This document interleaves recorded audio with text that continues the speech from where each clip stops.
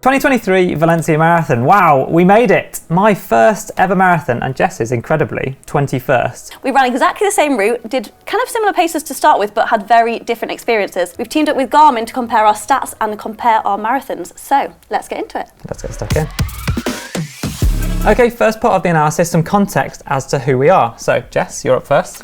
So I'm a 28-year-old female, my VO2 max is 60, my resting heart rate is 52, and my Valencia Marathon time was 3 hours, 23 minutes and 56 seconds.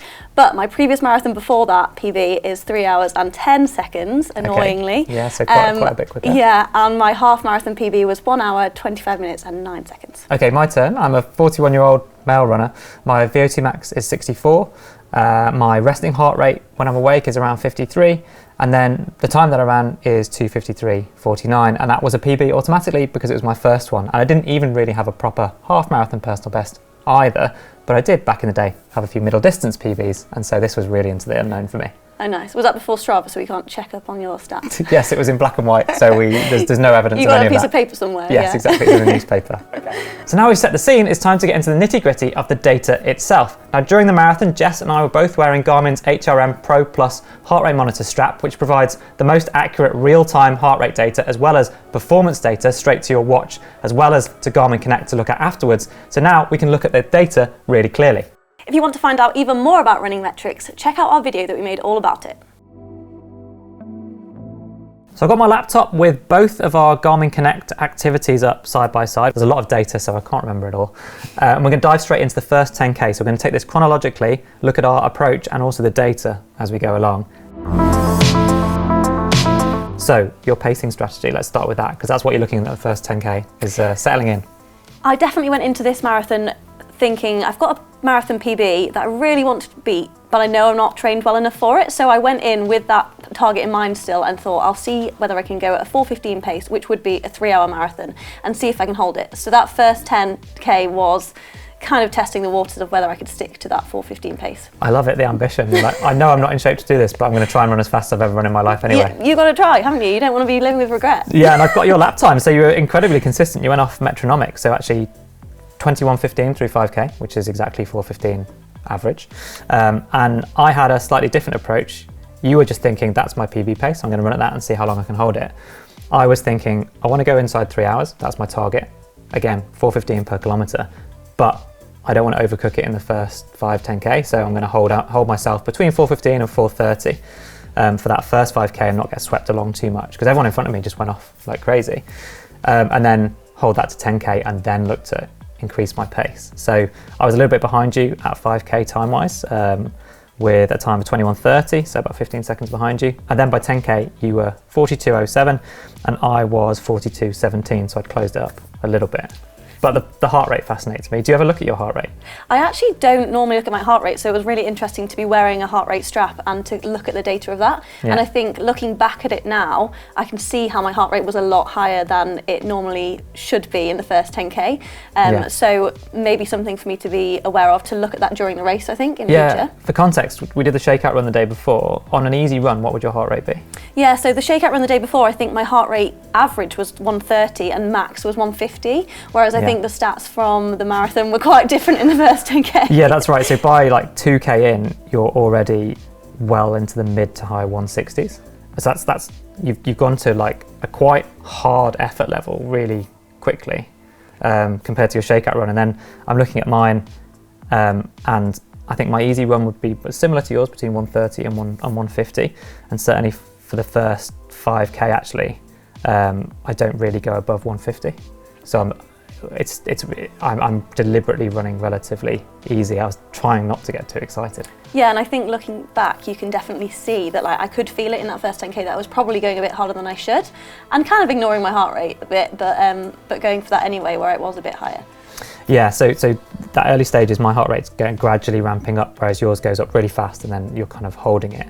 And then are you looking at your watch to gauge your pace throughout, or are you just winging it? Yeah, so every kilometre it would buzz to say my pace for that kilometre, and then I also did kind of do spot checks of where I was at.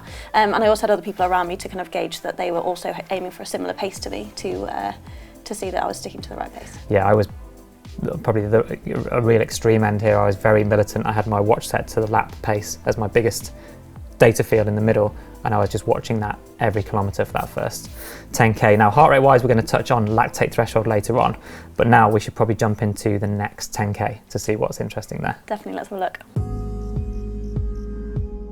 So I'm not going to lie, the perils of me checking every single kilometre meant that we get to 10k and I still know that I've got 32.2k to go. I'm trying not to think about that. That on its own would make my heart rate go up. So yeah, my heart rate's still rising here, and between kind of 10k and 20k it ends up going from about 150, 152 at 10k, and by the time we get to 20k that is now up into the low 160s. But my tactic here was to get to 10k and then push on, and I wanted to run 4-minute kilometres, so to step down from 3-hour pace to basically just inside 250 pace here, which I did manage to do. But how were you feeling as we get through that kind of second 10k? Yeah, so this next chunk is kind of where my race started to break down already. I know it's quite early in the race, but from about 14k I did start to feel a bit of a niggle in my knee, and I was aware of it but kind of ignored it. And then also I know the crowds were amazing, so for example like Sarah and Tom were on the route round, so I saw them having the time of my life and I think I forget and then speed up, so I kind of forgot about it. And then at 18k my knee just like it kind of went, and I really felt in so much pain, and that's where I can see that my race just really broke down. So that was where my race really had a turning point, I guess. Yeah, and the data's fascinating because I guess we talk about using the products like the HRM-Pro Plus with the running dynamics for things that you might not always look at, like ground contact time and vertical ratio, but you can instantly see here when that injury changes your biomechanics. So it might be something that anyone with access to this tech could use to spot imbalances or injuries before it's quite as catastrophic as it was for you at 18k in. But at 18k there's a really clear mark where your heart rate starts to drop as you're having to slow down. The power that you're putting out as well gradually starts to decline. But the really marked thing is your mechanics just fundamentally change. So your vertical ratio, which is a measure of how efficiently you're running, so basically how far you move forwards as a ratio to how far you move up and down. So you'd rather move forwards more than go up and down. So the lower the better. Yours starts rising from this point. So you're kind of wasting more energy going up and down than you are going forwards. Yeah, I think I really felt like I started to limp from that point. I don't know whether it's visible to anyone else, but I think my contact time and my stride length really changes in that, which really shows how I was struggling and trying to kind of protect my leg by I guess changing my strategy on that. Yeah, and you can see like you're really nice, flat and consistent on ground contact time, so how much time you spend with each foot on the ground when you're making contact. And then that changes quite markedly on the graph over the space of kind of like the next 5k.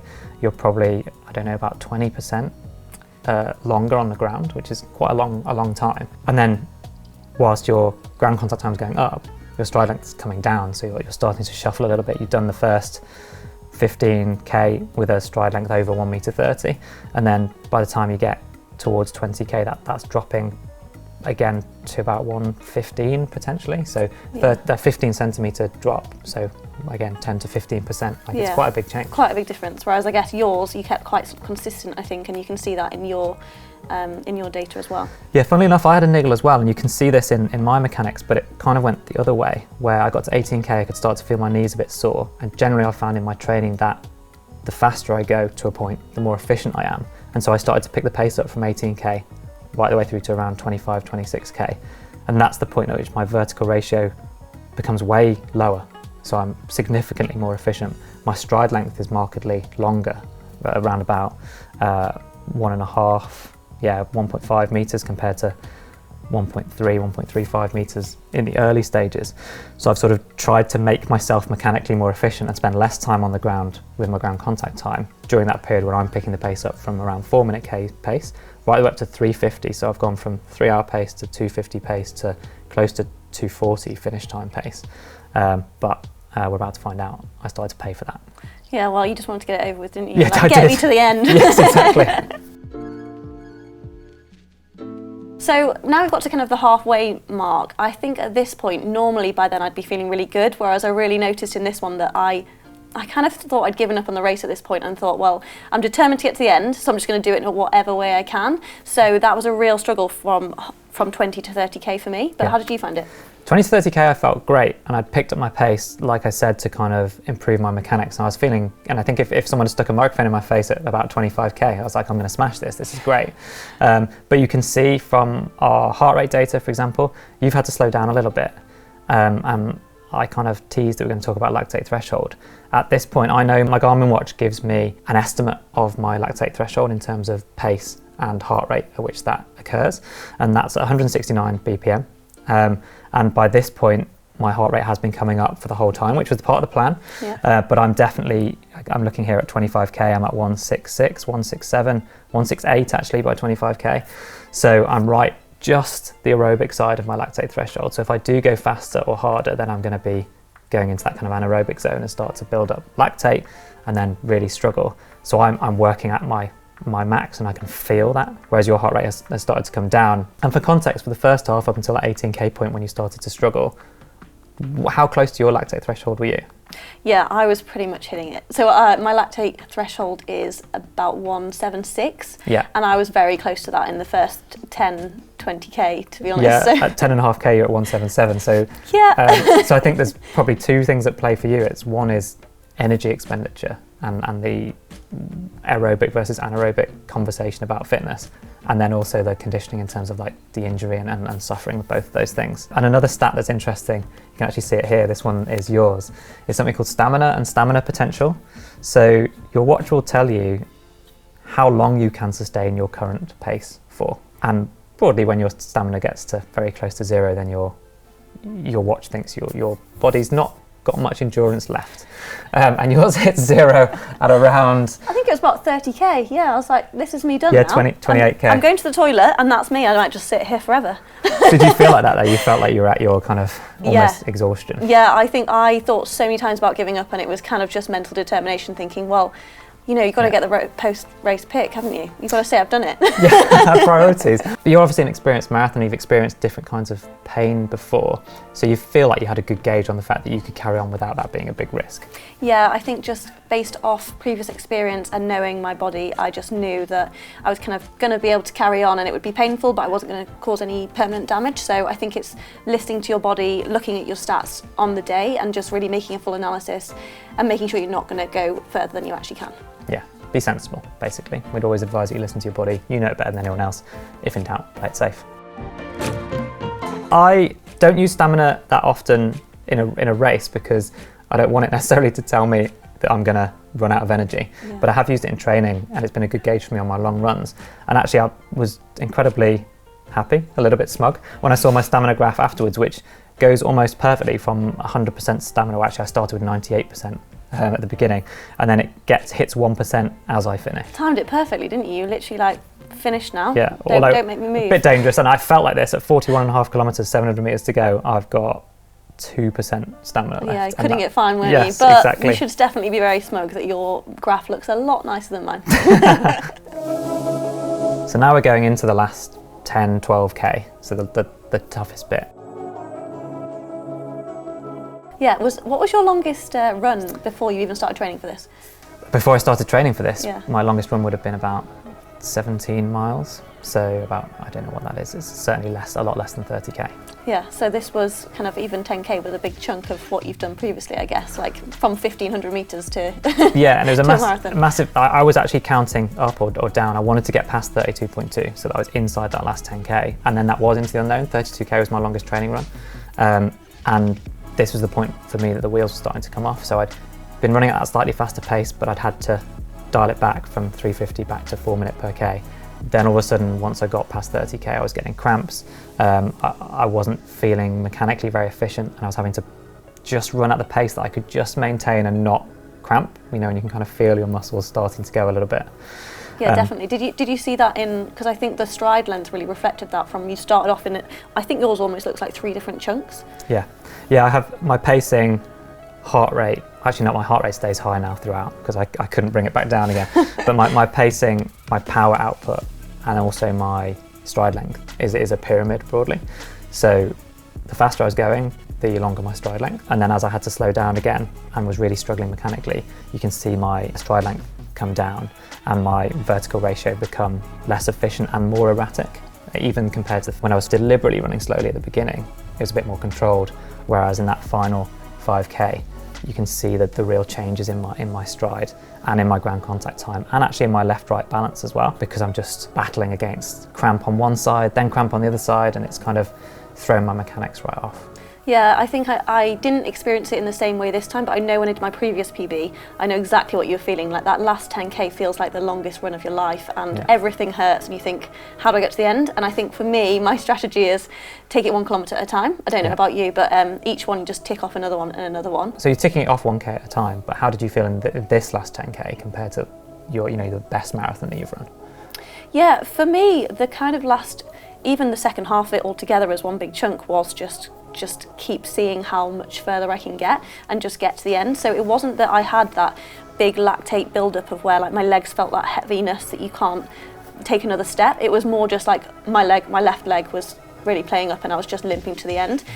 So I think my heart rate actually just kind of stayed pretty consistent, and you can see that probably my stride length as well, and everything just stayed consistent from that point, because it was just me trying to get to the end rather than me like going max effort. Whereas I guess for you, that's when you're really turning everything up and trying to get to the end. It's quicker. Yeah, and that's the one thing I'd like to change if I did another marathon. I'd love to not be being passed by people in that last 5K. My slowest K of the whole run was the 40th kilometre, when I actually had to stop briefly and stretch out some cramp because I just couldn't run through it. And that was 4:37. So I didn't fall off a cliff in terms of the times that I was running, and I rallied to kind of hold a 4:20 per kilometre pace, but that's still outside 3-hour pace, those last couple of kilometres, and I just wanted to get there. And I think it's interesting that we talked about our heart rates right at the beginning and that kind of overall effort, because in terms of personal bests now, 3 hours, 2:53, it's not a massive difference.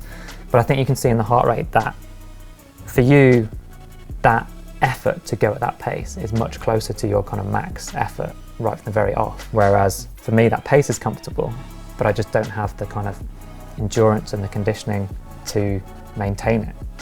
Yeah, definitely. I think from the number of marathons that I've done, I've got that endurance base, and I knew that in the build-up, that I've done the long distance, it's more that speed that I have to work on. And I think going into another race, I would really focus on that a lot more. I'd probably look at my heart rate data a lot, do a few more speed sessions and really focus on that side, because my endurance is probably a little bit stronger than yours and your speed is stronger than mine. So it's very interesting to see how we compare in that longer distance race. Yeah, doing that would give you the headroom so that marathon pace is more comfortable for you. Whereas my marathon pace or the one I'd like to run is comfortable, but I just can't sustain it for long enough. So there are two different things that we need to work on, and you can kind of see part of that in the data. So I guess thanks for sharing it with us. Yeah, I mean, thanks for looking at my absolute nosedive of a run. Yeah, I'm sure loads of other people have had an experience like that though. I would love to know what your marathon experiences are. So drop us a comment to let us know whether you've hit the wall, whether you've had similar experiences with your kind of mechanics, injury, illness, fatigue, and what that's felt like. So if you've liked watching this video, you can actually see a little bit more detail about Andy's race by checking out his Valencia video right here.